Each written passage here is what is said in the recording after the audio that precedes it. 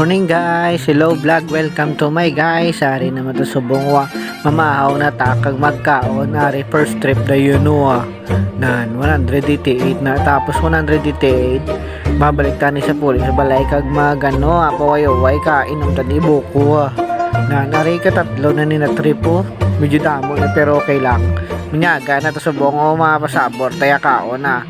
Aray ka, apat na ni na trip mo, ay tada, ay butik na puli na tadi kay kaulan-ulan na. Amo lang yung trip ta subong na. Natawa nyo gamay lang na, grabe no. Ang income mo subong na dlawya, gusto mo lang igas, inog panyaga.